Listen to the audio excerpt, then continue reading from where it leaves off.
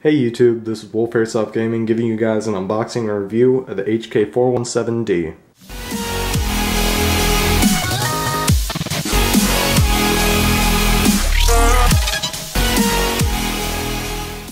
So to start off this episode, I'm going to go over some of the basic things about this gun. I got it for an MAP price of $439.99. The gun is made by VFC and licensed by Trademarks USA in part with Elite Force. The specs of this gun is going to be shooting 400 FPS with 0.2 gram BBs and 370 FPS with 0.25 gram BBs. The inner barrel measures 330 millimeters, but it will fit a 363 millimeter barrel, which is the exact same one that's in most M4 standard length. So if you have an upgraded one laying around, you can put it in your gun and it will fit perfectly. It's already fitted with an 8mm full middle gearbox that's fully upgradable, and the gun is LiPo ready, although for an 11.1 LiPo, a MOSFET is recommended. Now into the unboxing of the gun. Okay, so the first thing I'm going to go over before I open it up is the packaging.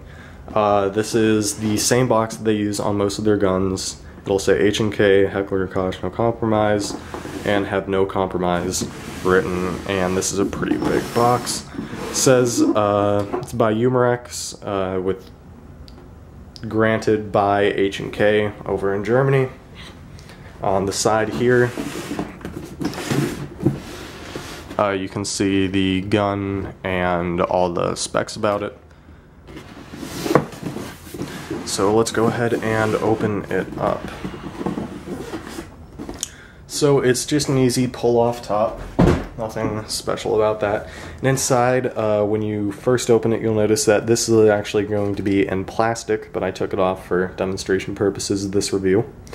And it comes with 3 film inserts, one at the top protecting the barrel and flash hider, one in the middle that seats the lower and upper receiver perfectly, as well as the H&K battle grip. And in the back, it'll be one protected for the stock of the gun. So I'm going to go over the contents besides the gun first. First thing here is a HK-417 magazine, highly realistic with 20 fake bullets in the magazine, 7.62. It even has a spring there, which is actually just a sticker in there, but it's really hard to tell from a distance. It even has the bullets on the back as well on the front. So another also realistic feature of this gun, besides the bullets and the spring, is the feeding lip is actually inside. So if you have the magazine upright like this or standing on top, you're going to be seeing this, and you won't see the feeding lip for the AEG like you would normally would. A few things that the gun comes with. These should also be wrapped in plastic. They don't really throw anything out lying in there except for the magazine, I think. This is a registration form, English and Spanish. And do not return the product to the store. This is because if the gun has defects or anything from the manufacturer, you can't return it. You have to go to the manufacturer because they need to fix it. Because the retailer shouldn't do that. Then it's not a new product. And of course the instruction manual. It comes in several different languages. You can't really find them here, but English, Spanish, I think German, and a few others. So, very friendly. And the last thing is what's in your mag, Elite Force propaganda. Okay, so I've taken the gun out of the packaging, and now I'm going to be doing a review of the gun from the rear to the front of it. So, on the very rear of the rifle, you have this butt plate right here that comes off with a corner counterclockwise turn, just like that. Taking it off, the back is made of a very nice, strong plastic, almost like a polymer, but is very comfortable. That comes off. And in the back here, you've got 3 holes, 2 in the stock and 1 in the buffer tube. This is a 7.62 buffer tube, so you can fit a 3-cell LiPo in here, 1 on each side and 1 in the buffer tube. This can take 11.1 volt batteries, although a MOSFET is recommended. 7.4 is perfectly fine, and the manufacturer recommends a 9.6 nunchuck, typically at around 1600 milliamps. So it's not too bad. And the stock also comes with this unique storage compartment right here. Put the butt plate back on, just put it on like that, twist it, and it locks very nicely. It's not something that you're going to lose in a game. Next thing on the stock are these two sling mounts right here made out of nice polymer. On the top you can see this window here. It does not come with numbers, although if you do wish to do so, you can put your own numbers on there so you know what position you're at. And on the bottom it has this, this right here, which you push in to adjust the stock length. So overall, I typically don't like crane stocks, but the H&K style crane stock is extremely comfortable, and I do like it a lot. Moving on, the buffer tube here is a special, unique to the 417. It's 7.62, so you can't use a normal sling mount that you would find on an M4 for that 1-point sling attachment. An easy way around this is if you have a zip tie or some type of bungee cord, you can just put on the buffer tube right here, and it gives an easy 1-point sling attachment. Moving on to the lower receiver here, both are made out of an anodized aluminum along with the Ris System. It's a very nice material, extremely outstanding build as to be expected by VFC. Fire selector here switches in place on every position and has fully automatic, semi-automatic, and safety, marked with red on those two and white right here with an X through the bullet on safety. Comes with a standard HK battle grip right here. Comes with ergonomics on it.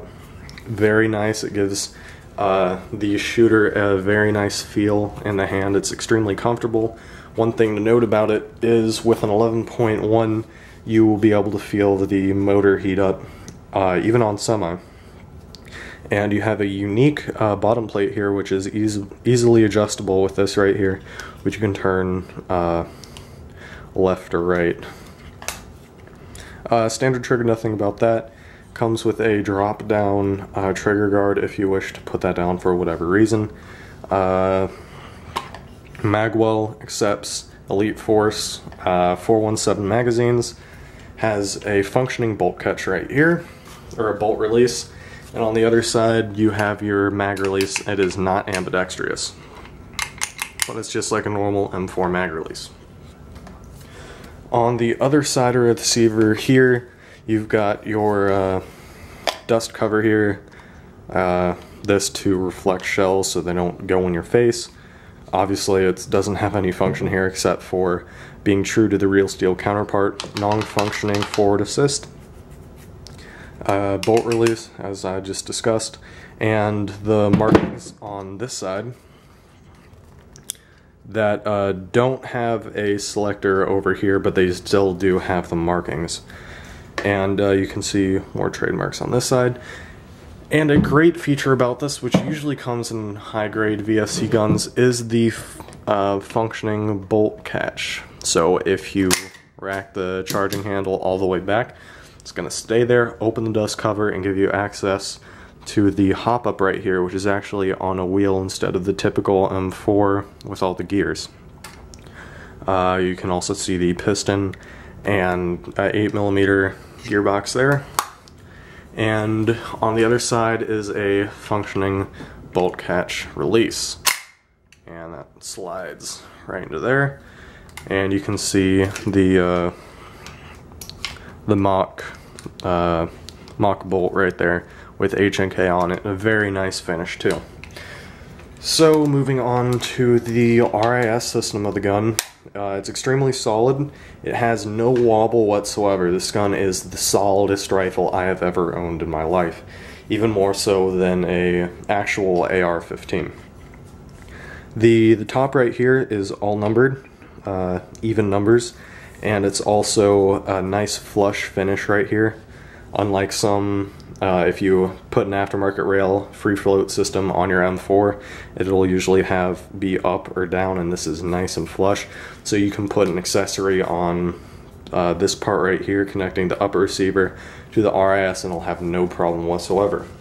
It's easily detachable. If you take these two screws off right here, the entire free float IRS system comes off, and you can put on a different one or the upgraded 20-inch 417 rail system for a DMR setup. Up here is the gas bolt that secures the outer barrel and everything, and you also have a gas pressure switch for the real steel. If you had a suppressor or something on your gun, you could adjust the gas pressure right there. It has no function in the airsoft world, however. The outer barrel right here is all in one piece.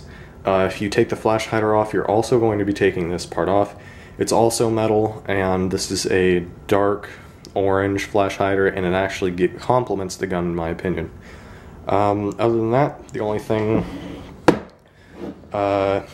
left is these two normal HK sights right here, also found in the 416 and other guns. If you look through them like this, I think that's the front post. You have position 4, which is the smallest hole, 3, which is larger, 2, which is even larger than that, and 1, which is the biggest right there. And this is adjustable for elevation, I believe, and windage. It should be both, actually. And so those are some pretty good iron sights in my opinion. I like them, but I'm going to be putting an optic on this, so I'm not really going to be using them. Only other feature about this gun that I want to discuss before I end the video is all the trademarks that are on this gun. There's a lot of them. We'll start on the left side of the gun here. You've got HK-417D, and the true caliber, 7.62 by 51 millimeter right there. An HK logo up here. A unique serial number by the fire selector switch. And that's about it for this side. On the other side here, Heckler & Koch, GmbH, licensed and trademark of Heckler & Koch. This is not a toy, whatever. Wouldn't be on the actual real steel part, but they did put it on here as a warning for airsoft. The marks here, as previously discussed, and the caliber 6mm BB. So some proof that this gun is airsoft, which is nice to have because, again, you have the magazine with mock bullets as well as a few other features on this gun that give it an extremely realistic feel and look to it. So that wraps it up for the review of this gun. Okay, so some of my last thoughts about this rifle. This is all manufactured by VFC, and the externals of this gun meet up to its potential. It's extremely solid. There was no flaws that I could find from this in the actual 417, despite the orange flash hider, and that's about it. This is a long version of this rifle, and it's just extremely solid. It's really hard for an RIS system to be solid and not wobble or anything like that, which is what I had a lot of, especially on M4s. You get a lot of that wobble, but this gun, it feels like one solid piece. But if you take the two screws out here and this pin out, it's completely disassembled. So props to them for that. Easy disassembly, completely solid feel. You can't really ask for more on the externals of that, except for the charging handle. It gets stuck back just a tad and doesn't slide all the way forward, and that's really about the only flaw I could find for this gun. Everything else functions as it should, and there's no problems with that. Iron sights are good on this gun, and I mean that's just about it for the externals of this gun. The feel is extremely nice, especially with the upgraded HK stock and the battle grip on this gun. The rails are a bit sharp to put your hands on, but of course you can get a grip or rail covers to solve that problem. Other than that, I think that's about it for this episode of Wolf Airsoft Gaming. If you guys have any questions, comments, or suggestions for future videos, go ahead and leave them down below. I read all of your comments and will reply to some if they're questions or whatever the issue is. And I hope you guys enjoyed the video. If you did and want to support the channel, leave a like rating. If you want to see more of my unboxings, reviews, and future gameplay, go ahead and subscribe to my channel. Everything that you guys contribute, even views, is really appreciated. So I think that's about wraps it up for this episode of Wolf Airsoft Gaming. And I will see you guys in the next video.